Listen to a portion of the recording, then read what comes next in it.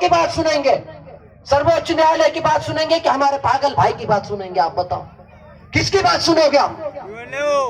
Supreme court की सुनेंगे, UNO की सुनेंगे, जिसने हमको विशेष हक अधिकार दिए।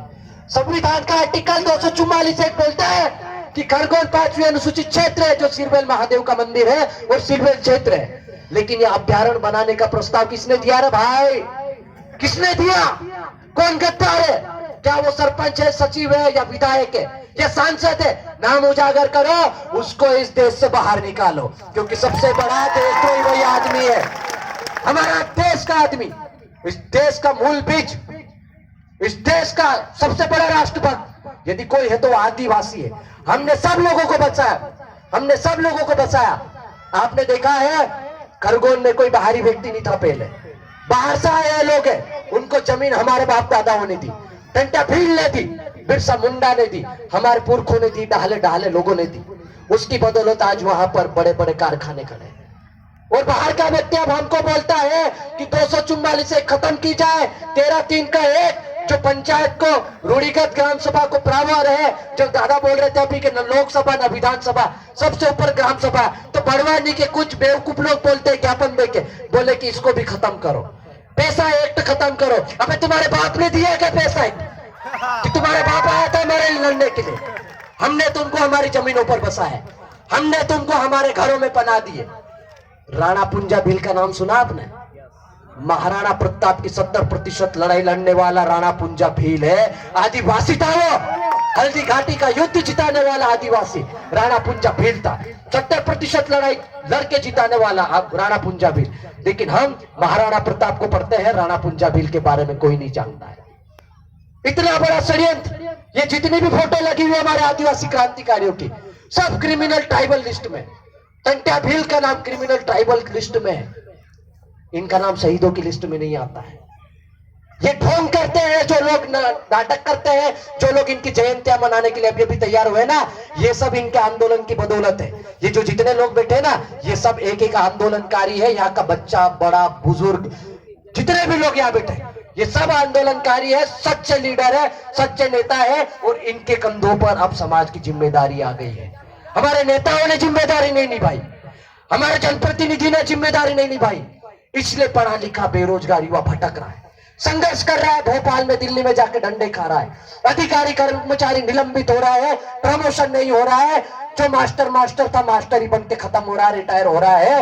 नाकेदार था तो नाकेदारी में ही खत्म हो रहा है, प्रमोशन नहीं हो रहा है। हमारे बच्चों की स्कॉलरशिप धीरे धीरे खत्म होती जा रही है, कम होती जा रही है, हॉस्टलों में सीट कम होती जा रही है, नौकरी तो मिलने का सवाल ही नहीं होता। आप डंडे खाने के बाद भी नौकरी नहीं मिल रही। ऐसी परिस्थितियां निर्मित हो गई देश में। किसान, इस देश का किसान 9 महीने से दिल्ली में आंदोलन कर रहा है, हर वर्ग आंदोलन कर रहा है, हर व्यक्ति आंदोलन कर रहा है और अपने जीने के लिए संघर्ष कर रहा है। और सबसे ज्यादा संघर्ष कर रहा है आदिवासी। विक्रम दादा बोल रहे थे 65% जमीन थी। आप बताओ, आदिवासी हिंदू बन गया होगा, मुसलमान बन गया होगा, क्रिश्चियन बन गया होगा, सिख ईसाई जो भी बनना बन गया, क्या जमीन बनी उसकी हिंदू मुसलमान सिख ईसाई? यदि जमीन नहीं बनी तो कहां गए आदिवासियों की 65% जमीन? ये सवाल आपके सामने बड़ा खड़ा है आज। सवाल करें आप अपने जनप्रतिनिधियों से, अपने नेताओं से। तालियां बजाने से कुछ नहीं होता। हमारे विधायक साहब काफी गरीब है, अभी बैठे थे, मेरे को लगा उनको देख के काफी गरीब विधायक, आदिवासी है ना, 500 रुपए निकाल के दे रहे थे हमारे बच्चों के लिए। 500 रुपए क्या होता भैया? 500 रुपए में ये विस्तान भी नहीं जा पाएंगे। आप दूसरे समाज के कार्यक्रम में जाते हो तो 5-5 हजार रुपए देते हो, टेंट का खर्चा देते हो, खाने का खर्चा देते हो।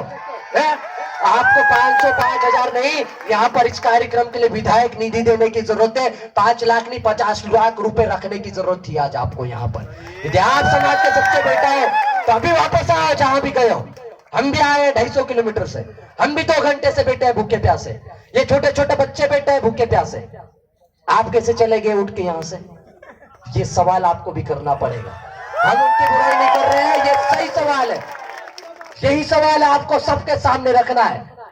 अभी हमारी बहन भी बोल रही थी, कोई मसीहा उनके पिताजी रहे होंगे, अच्छा चलो उनके लिए हम सम्मान करते हैं। लेकिन हमारे समाज में समाज दिशा तय करता है, समाज तय करता है कि समाज का नेता कौन है, समाज का मसीहा कौन है, समाज के लिए कौन संघर्ष कर रहा है और किसको उस मंच पे सम्मान देना है। ये समाज तय करेगा, कोई व्यक्ति तय नहीं करेगा। और ये आंदोलन के रास्ते ये सारी चीजें चलती है। हम खुद के लिए तालियां बजवाने के लिए नहीं आए हैं 200 किलोमीटर से। हम हमारी संस्कृति, सभ्यता, परंपरा को बचाने की बात कर रहे हैं। और ये बैठने वाली, ये जो दरी पे बैठी ना, ये इस आदिवासी समाज की अंतिम पीढ़ी है। मैं आपको बता दूं, ये अंतिम पीढ़ी है जो संघर्ष कर रही है अपने स्वाभिमान के लिए, अपने अस्तित्व के लिए। नहीं तो ये बैठे खड़े सब बेच खाई जा सके। सरकार ऊपर हेलीकॉप्टर उड़ाड़ी जाए, काई को चार देख ले, सब सर्वे कर ले ऊपर हमको भी नहीं मालूम पड़ा, नहीं एकदम वहां ऑर्डर कर दे, अभ्यारण घोषित कर दिया। हमको तो आज पता चला, अबे तुम्हारे बाप की जमीन है, अभ्यारण बनाने आगे तुम, हम नहीं देंगे। इस क्षेत्र के 1-1 इंच की जमीन टंटा भील की देन है। और टंटा भील का इतिहास पढ़ो, तुमको यहाँ घुसने की हिम्मत नहीं होगी। आज भी पाताल पानी में ट्रेन 2 मिनट के लिए रुक के उनको सलामी देती है। यहाँ पर बैठे लोगों को टंटा मामा बनने की जरूरत नहीं पड़ना चाहिए अभी। और ये बन गए तो समझ लेना कैसा माहौल होने वाला है। फिर एक व्यक्ति 35 साल का संघर्ष भी कर सकता है, 50 साल तक लड़ भी सकता है। तो हम अभी लड़ने की बात नहीं कर रहे हैं, लेकिन कलम की लड़ाई जरूर लड़ेंगे। हम संवैधानिक लड़ाई की बात करते हैं, संवैधानिक हक अधिकारों की बात करते हैं। और ये सारी चीजें हमको, ये जो नीली ड्रेस में दिख रहा है ना बाबा चश्मे वाला, जिसको हम डॉक्टर भीमराव अंबेडकर बोलते हैं, उन्होंने लिखा है। तो जब तक लिखा हुआ चल रहा है, लिखे हुए के ऊपर विश्वास करो और पढ़े लिखे लड़कों को आगे बढ़ाओ, उनको आगे करके उनके हिसाब से आंदोलन को आगे बढ़ाओ, सबका सहयोग करो, सबको साथ में लो। हमारे ही कुछ नेता इधर जा रहे हैं, हमारे ही कुछ भाई बहन थोड़ी सी गलतफहमी की वजह से इधर उधर जा रहे हैं, वो भी आएंगे सब वापस। सबको आना पड़ेगा। मोर जाए कि हमरत शमशान घाट पर लावणं पड़े, हमरत मोरा के काम आवे, दूसरा मोरा के अपनी दुकान में दे। मालूम पड़ता से इतना दाड़ा रुक जाओ, कोरोना में सब मालूम पड़ गई लो। ऑक्सीजन नहीं जोड़ते ली, तिचे दौड़ी हमरा पड़े खोड़े आवते ना। इनके ऑक्सीजन 2000, 5000, 20,000, 1 लाख रुपए में एक इनकी ऑक्सीजन है। और आदिवासियों की ऑक्सीजन फ्री है। ले जाओ तुम, यहाँ पड़े खड़े में पड़े रहो, ले जाओ तुम, जितनी चाहे ले जाओ, वापरो तुम। और इसीलिए वो बाहर से आ रहे हैं। सरकारों को भी रामदेव ने, बाबा रामदेव ने, कामदेव से कहीं फुर्सत नहीं है। उनको इतना सम्मान देती है, हजारों एकड़ जमीन देती है, उनके लिए बहुत सारी जमीन। मैं आपसे एक सवाल पूछना चाहता हूं, जाते जाते 2 मिनट में। यदि ट्राइबल क्षेत्र 5वीं अनुसूचित क्षेत्र खरगोन है, तो मैं आपसे सवाल करना चाहता हूं, क्या खरगोन में आदिवासी समाज का भवन है? अरे है क्या? क्यों नहीं है? जब 244 एक लागू होती है, 13(3) का 1 लागू होती है, ना लोकसभा ना विधानसभा, सबसे ऊंची ग्राम सभा। तो खरगोन के जितने भी गांव है, सब लोग प्रस्ताव पारित करो 13(3) के अंतर्गत, ठोक डालो कोर्ट में, वहां से ले जमीन। 1 एकड़ नहीं, 2 एकड़ नहीं, आधा खरगोन ले लेंगे हम, वहां पे सार्वजनिक यूनिवर्सिटी बनाएंगे।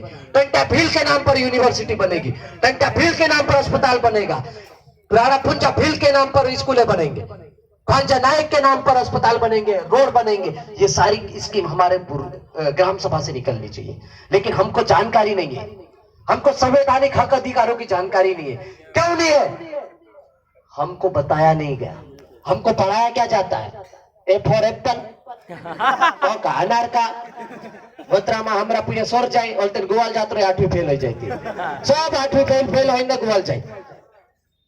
तो स्कीम ऐसी है कि 8वीं तक आपने पढ़ लिया, उसके बाद आपको ग्वाल जाना है या फिर मजदूर जाओगे। आज भी गांव में आप देख लो, ये पूरा ट्राइबल क्षेत्र है।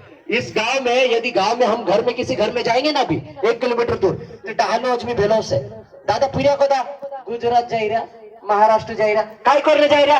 दाड़ की कोरजू ढेर को हिजू को खुदानो छे ने सालते ने काई बीज पैसा नहीं होतला चली आओ से पूरा। अरे जवान पूरे सब खत्म हो गए गुजरात जाके, महाराष्ट्र जाके। हमारी बहन बेटियां नई नवेली शादी होती, सीधी जाती टगारी उठाती है। तो ये पीड़ा है हमारे अंदर, ये हमारे अंदर दर्द है, ये हमारे अंदर तकलीफ है। और इसको हम यदि मंच से बयान करते हैं तो गैर आदिवासी और हमारे दुश्मन बोलता है ये नक्सली है, ये गैर संवैधानिक बात करता है, ये संसदीय भाषा बात करता है, ये आदिवासियों को उकसाता है।